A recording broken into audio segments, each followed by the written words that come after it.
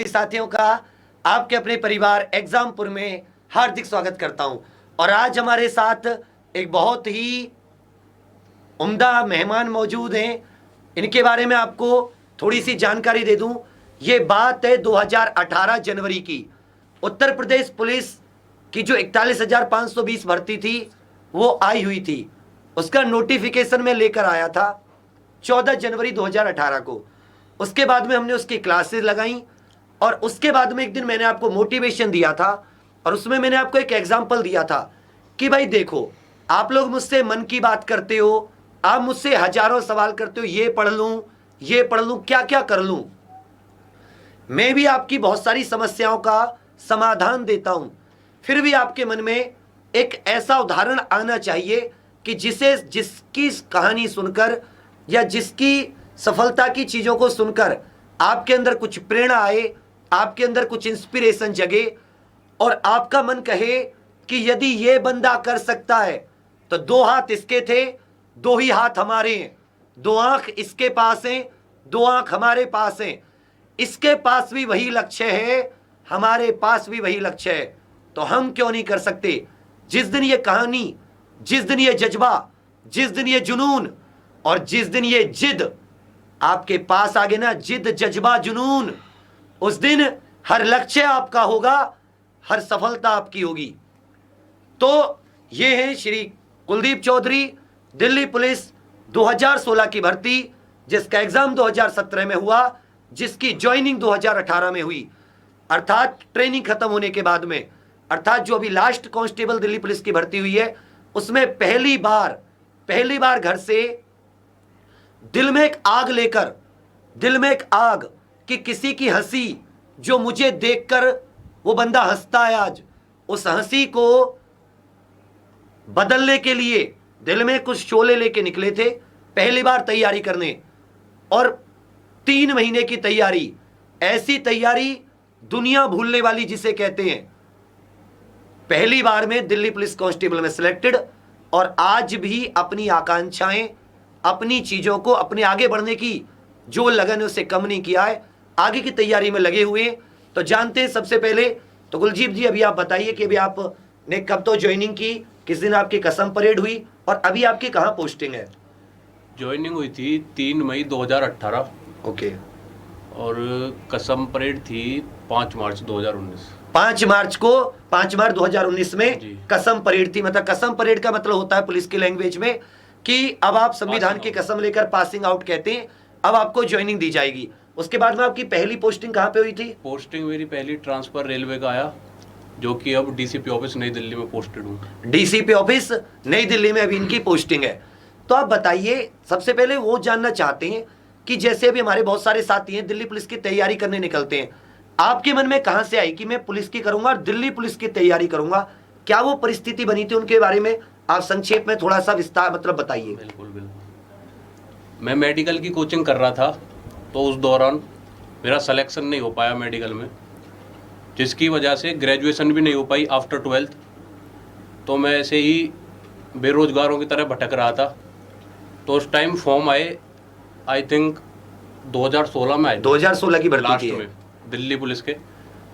तो मेरा एक फ्रेंड है रोबिन, उसने भी मुझे थोड़ा सजेस्ट किया, और विवेक भैया हैं मेरे घर के पास के, हैं बड़े भैया हैं, इन्होंने भी गाइडेंस दी, काफ़ी कुछ की, फॉर्म भर। अदरवाइज मैं और प्रिपरेशन करने के लिए जा रहा था मेडिकल की दोबारा से, तो 2-3 अटेम्प्ट तो दे ही चुका था, तो उसमें ज़्यादा वो नहीं था। विवेक भैया ने बताया कि फॉर्म भर, मैंने फॉर्म भरे। उसके बाद फिजिकल हुआ, फरवरी में फिजिकल दिया। फिजिकल के लिए मतलब इन बच्चों को, जैसे कि फिजिकल में बहुत से कहते हैं कि दिल्ली पुलिस का हार्ड फिजिकल है, तो मतलब कितने दिनों की तैयारी में आपने फिजिकल निकाला था। फिजिकल फॉर्म भरने के बाद फरवरी में हो गया था मेरा, आई थिंक 2-3 महीने में हो गया था फिजिकल। ज़्यादा दौड़ा भी नहीं मैं, 2 महीने के करीब रनिंग की मैंने, लेकिन रनिंग एक भी दिन मिस नहीं की। 1-2 दिन मिस हो गई हो बाई चांस, वो बात अलग है, अदरवाइज 2 महीने कंटिन्यू रनिंग की। अच्छी। हाँ, रनिंग नॉर्मल है, ज़्यादा हार्ड नहीं है, 6 मिनट का टाइम होता है 1600 मीटर में, कर पाओगे अगर कोशिश करोगे तो। बहुत अच्छे। फिर आपने फॉर्म भर दिया, फिर मतलब, लेकिन एक वो आपका तो आपने बताया कि हाँ, लेकिन मन में एक होता है ना कि जैसे किसी को कुछ दिखाने की, कुछ ऐसी कहीं भी वो कुछ तरह की बातें थी कि जैसे कि मतलब कुछ लोगों के मुंह कुछ बंद करना था, कुछ मन में था कि नहीं भाई ये हमारे मेडिकल की असफलता पे आज प्रसन्न हो रहे हैं, तो कल हम इन्हें कुछ और लेकर दिखाते हैं, कुछ और नया करके दिखाते हैं, जिससे कि कल इनको कम से कम शर्म आई कि हम काबिल हैं, हम नाकाबिल नहीं है।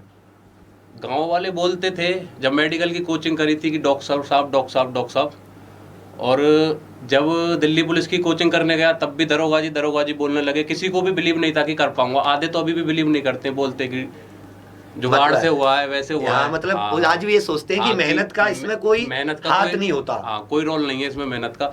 लेकिन विवेक भैया हैं, इन्होंने गाइडेंस किया बहुत अच्छा मुझे।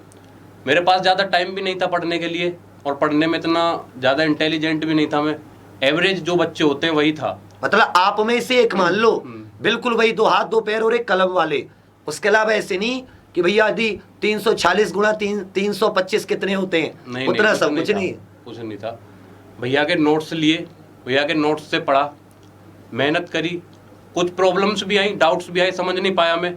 भैया का पर्सनल नंबर था मेरे पास, फ़ोन करके जैसे भी टाइम निकाल के कॉल करता था, समझता था चीज़ों को। धीरे धीरे भैया ने बताया। मैथ में भी काफ़ी कुछ प्रॉब्लम आई, डिस्काउंट वगैरह में। भैया ने अपने नोट्स दिए मैथ के, काफ़ी अच्छे नोट्स थे, मैंने करे, वो सारे नोट्स करे। उसके बाद अच्छा हो गया मेरा डिस्काउंट। प्रैक्टिस सेट भी लगाए भैया ने जो बताए। आई थिंक आपने वो टेस्ट वेस्ट सीरीज बताई थी, वही टेस्ट सीरीज थी ऑफलाइन, एक हम लोगों के समय हम ऑफलाइन पढ़ाते थे। बहुत अच्छी टेस्ट सीरीज थी, उससे अच्छी मैं नहीं मानता कि कोई होगी। अच्छी टेस्ट सीरीज थी, वही करी। उससे काफ़ी कुछ सुधार आया मेरे अंदर, बहुत सुधार आया। और वो बताइए कि जो आपका वो 3 महीने का समय था कि जिसमें जब आपको नींद आती थी, क्योंकि मैंने इन बच्चों को बताया, क्योंकि मैं इनकी वो नहीं कह रहा कि क्या है, मैंने इनको सामने से देखा। मैं एक बात बताता हूँ कि मुझे जो करने वाले बच्चे होते हैं ना, यंग, जिसके अंदर कुछ ऐसा जुनून सा होता है, सब कुछ तोड़ दूं फोड़ दूं लेकिन कर गुजरूं, मुझे बड़ा अच्छा लगता है। तो मुझे बड़ा, जब ये अपने बारे में बताते थे, इनकी संघर्ष देख के मुझे बड़ा मजा आता था कि हाँ भाई अब ये, और मुझे पूरे गांव में इकलौता मैं था कि मुझे यकीन था कि बंदा निकालेगा। मैं अपने घर भी बता चुका था कि दुनिया इधर से उधर जाए, इस बार इसका सिलेक्शन है। क्यों? क्योंकि इसके अंदर वो आग जल रही है, और जब तक वो बुझेगी सिलेक्शन से, तब तक ये बैठेगा ही नहीं चुप। तो मुझे जैसे लाइब्रेरी लगाई, तो उसमें जो खाना पीना छोड़ के, मतलब सोना तक छोड़ के नींद आती थी, तो किस तरह बाल बढ़ गए। नहाना मतलब वो ये, या तो नहा लो या पूरे दिन 4 बार पानी डाल लो, बाल बना लो खड़े होके आगे पीछे। तो वो कैसे डील किया कि, क्योंकि मैंने देखा था इतने गड्ढे थे, कतई स्वस्थ शरीर था जब बंदा घर से निकला है, और 2-3 महीने बाद बंदा मिल रहा है दिवाली के आसपास, पेपर से कुछ समय पहले की बात थी ना दिवाली, तो उसमें लगभग इतने गड्ढे थे, मतलब हालत लग रही थी भाई कुलदीप ही है जो अच्छा खाया पिया शरीर है, ऐसे कैसे हो गया। तो वो संघर्ष अपने बारे में बताइए कि कैसे लाइब्रेरी में पानी, उसमें ठंडे पानी के नीचे सर दे देना, फिर सर मुंडवा लेना, कैसे वो सब, मतलब कैसे वो सब संघर्ष सहा। देखिए, जो मैं पढ़ता था, पढ़ाई में तो इतना अच्छा नहीं था, लेकिन एवरेज था। तो मैंने लाइब्रेरी ज्वाइन की थी, 2-3 महीने के लिए की थी, एग्ज़ाम से पहले 3 ही महीने प्रिपरेशन की थी, 3 महीने लाइब्रेरी ज्वाइन रखी थी। तो उसमें टाइम मैनेजमेंट को लेके बहुत प्रॉब्लम आती थी। जैसे कि लाइब्रेरी थोड़ी दूर थी फ्लैट से, तो खाना खाने के लिए, नहाने के लिए, ये सब चीज़ों के रिगार्डिंग काफ़ी कुछ प्रॉब्लम आती थी मैनेजमेंट को लेकर। मतलब समय लगता था, खाना खाने जाऊँ, अब नहाने जाऊँ, ये करूँ वो करूँ। हाँ, तो चांद तो मैंने गंजी करा दी थी। मतलब सर में जब नहाने से क्या होता है, प्रॉब्लम होता है, जू बू हो जाती है, कहने का मतलब ये है। अब उनसे क्या है, गंजी करा दो, क्या दिक्कत आ रही है। बालों से लेके कोई हमें दिखाना थोड़ी ना है फिल्मों में, गंजी मतलब चांद की, अब बाल की टेंशन ही खत्म होगी, सबसे बेस्ट, बाल की टेंशन ही खत्म, न इधर जाएंगे न इधर आएंगे। और ज्यादा पढ़ने पे नींद आती थी, तो बाल ना होने के कारण मुंह भी धो लिया करता था, सर पे भी पानी लग जाया करता। सर उसमें वो ठंडा पानी आता है ना, वो लाइब्रेरी में रखा रहता है, वो फ्रीजर वाला, उसमें सर दे लिया, नींद भी गायब। हाँ, नींद गायब हो जाती थी। तो नींद का सॉल्यूशन तो ये हो गया था, खाने में जूस वगैरह पी लिया करता था मैं। लाइब्रेरी के बाहर जूस था, जूस कॉर्नर, तो जूस वगैरह पी लिया करता था। और एक टाइम तो खाना खाता ही था वैसे भी मेनली, तो खाने के रिगार्डिंग तो ये है। तो इस तरीके से मतलब ये जो संघर्ष था, इससे मतलब चीजें ओवरव्यू हो गई। कहने का मतलब देखो वही है कि हम सबकी लाइफ में, हम चारों जितने भी हम हैं, जितने भी हम लोग गवर्नमेंट जॉब की तैयारी करते हैं, हम सबके साथ 4 प्रॉब्लम सबके पास आती हैं।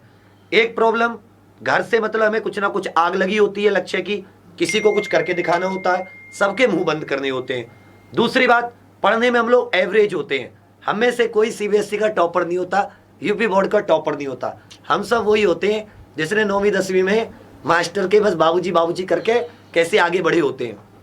और तीसरी जो आती है वो डेडिकेशन की बात, कि सबके अंदर कुछ कर गुजरने की तो होती है, लेकिन करें गुजरे कैसे वो नहीं पता होता। और चौथी चीज होती है तमन्ना, हम सबकी भी होती है कि हम भी वर्दी पहने या हम भी कोई नौकरी पाएं। वो चारों इनके अंदर भी हैं, वो चारों मेरे अंदर भी हैं, वो चारों चीज आपके अंदर भी हैं। तो हम तो बस यही कहते हैं कि यदि ये कर सकते हैं, हम कर सकते हैं, तो आप सब भी एक एक बंदा, यू कैन डू इट, आप भी कर सकते हो, बशर्ते स्टार्ट तो करो। कहते